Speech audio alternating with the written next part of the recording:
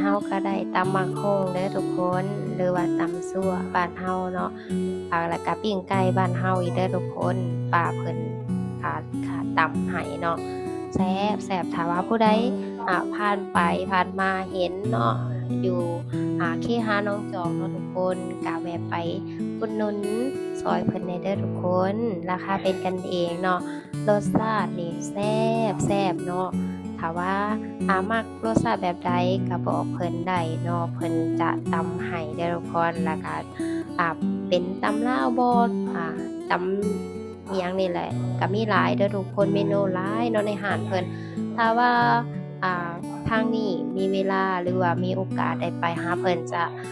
ถ่ายบรรยากาศในร้านเพิ่นมาให้เบิ่งเด้อทุกคนว่ามีหยังแหน่เนาะ เพราะว่าทางนี้ก็บ่ได้ไปเนาะเพิ่นก็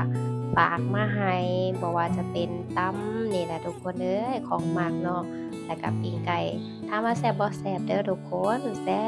บเลยเพราะว่าหลังจากเลิกการเลิกงานมาก็เมื่อยมื้อนี้ก็เลิกดึกแหน่ทุกคนเอ้ยก็พอดีอันป้ากับลุงเพิ่นเฮ็ดแนวกินให้แหมมื้อนี้ก็เลยบ่ได้